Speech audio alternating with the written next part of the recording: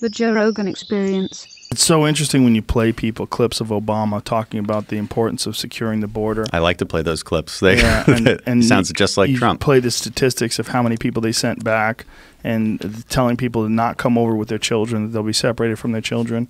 It's one of those things where people like don't like that. They don't like to see that. It really is deeply disturbing to them that Obama campaigned on this idea of protecting our border. Because we all used to agree on it. Yeah, you know, but it became a racial issue with Trump. Yeah, I mean, he definitely said some things where you could attribute. Yeah, for sure. He fucked up with that whole someone's raping, someone's murdering. Not going to defend. Not going to defend Trump's rhetoric on your show or on any show. They contributed to it, sure, but again, as a pretty unemotional person, I tend to look at what is the policy, and so I have tried my hardest to move the debate towards, when it comes to immigration, towards a matter of sustainability, a matter of sovereignty, and a matter of rule of law. Like, do we have standards or do we not? You know, do we believe in this idea of a managed border or do we not? And you know, and Trump has made the Democrats so crazy that they've moved radically to the left. And it's interesting to watch. People always say, like, both sides have gotten so extreme. I always find that interesting, and I say there's two ways to measure extremism. One is our voting record. Like, how often do you really vote with the other side? And you can measure that pretty carefully, actually. And you've probably seen a YouTube video maybe where you watch over time all the red dots and the blue dots, and they sort of mingle together in their voting records, and then they slowly over time move to the sides. So both sides are responsible for that, like a lack of actual compromise, a lack of deal making, where we say, okay, I'll vote for your stuff, you vote for my stuff. That doesn't happen anymore, and there's reasons for that we could get into. But there's another way to measure extremism, and it's the actual policy changes. And so that we can observe that, and I think, and in that respect, I don't think the right and conservatives have really changed our policies. I don't think we've gotten more extreme. I think the left has gotten vastly more extreme. They've changed their policies radically. Medicare for all, open borders. I mean, effectively open borders. They don't like to use the word, but when you're saying decriminalize it, when you're saying no infrastructure at all on the border, when you're saying no more ICE detention beds, you're effectively saying open borders because you don't want to enforce it and you don't want to stop it. So I don't know what else to call it. You know, and those are just some examples. The Green New Deal. I mean, socialism is a good word now. So like, I think that on that measure, only one side has really moved to an extreme as far as policy positions go. And to your point, you look at Barack Obama, and he's not the only one. You can look at Chuck Schumer's old comments on this stuff. I mean, Trump could have written those statements for them. You know? Yeah. And what can be done? The real issue is not people coming over here seeking work, good people that just want to do better for their life. The real issue is drugs and crime. What can be done to mitigate the effect of the Mexican drug cartels? Because that seems to be our biggest worry. Our biggest worry is the cartels and cartel violence. Our biggest worry, that is a worry, but there's again, I go back to a matter of sustainability and sovereignty. In terms of the amount of people that we can sustain. I actually never, when I talk about the immigration issue, I actually never talk about the drugs and the crime because I don't want to label these good people as criminals, drug dealers. You know, that's the wrong, people. That's the wrong, and most, the vast majority are. But that just because you're a good person and you want nice things doesn't mean you get to move to the front of the line on immigration policy. It's also an important point to note for people that don't know, and it's kind of a shocking statistic. We let in more legal immigrants than any other country. Yeah, over 1 million a year, I think, become citizens, and much more than that, granted visas. So. And there's a perfectly reasonable debate to have about how many work visas should we have? Should we increase it or should we decrease it? And how does someone get over here, and how do we know that they don't have a history of violent crime? Sure, and I advocate for a merit-based system. What the president proposed, I think, is absolutely right. We have the opportunity to choose the best people from the world to come here.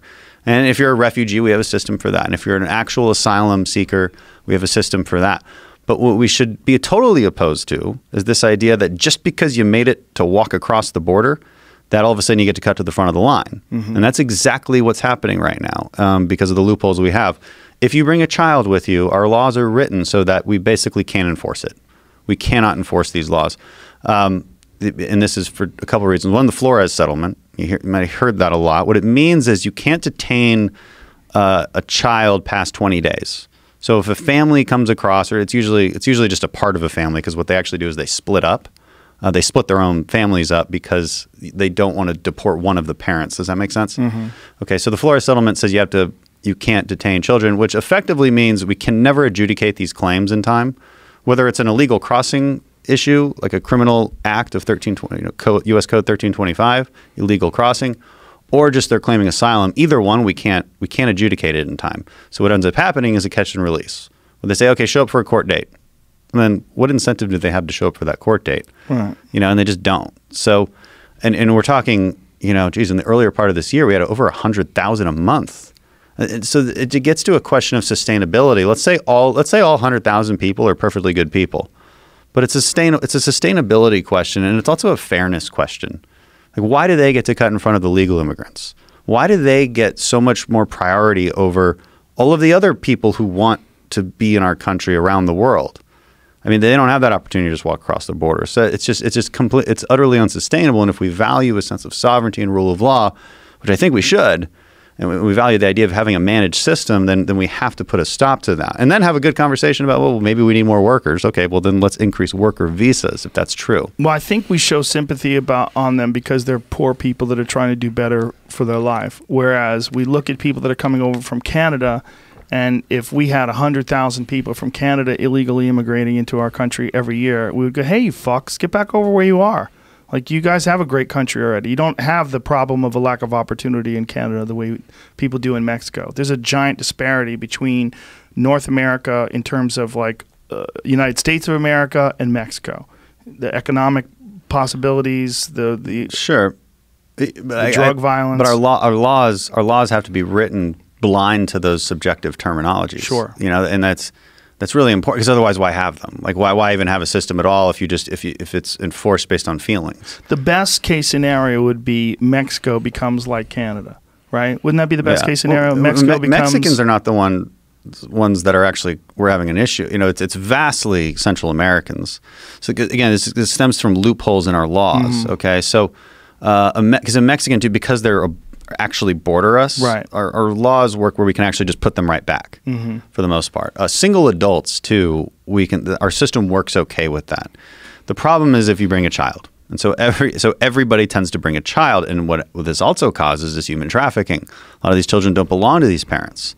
Okay, so now we have to look at DNA testing to try and thwart this, and that is what's happening now. And we find that a good amount of kids don't belong to these parents. So they bring over a kid in order for them to stay. And what will happen is then they'll recycle that kid. So Border Patrol often sees the same kid coming through with different adults. And it's terrible. And what other I mean, if it's not Mexico, what are the main countries where these people are coming from? Guatemala, Honduras, El Salvador.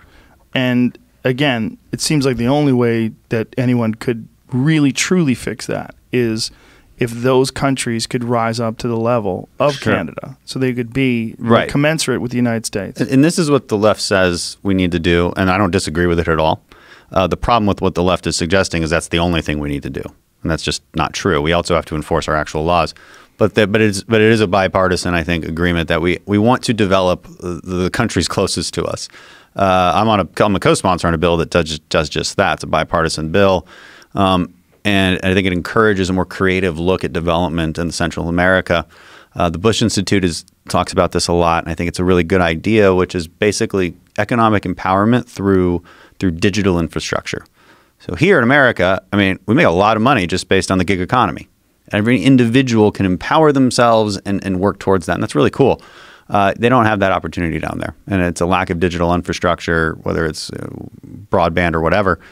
So working towards investing in the right things as opposed to just, hey, here's some aid that your corrupt politicians can line their pockets with, and we can feel good about ourselves and pat ourselves on the back and think like we're doing good for other countries, but we're really not. Again, feel good or do good. It's always a good question to ask. And so I think we're working towards those solutions in Congress now.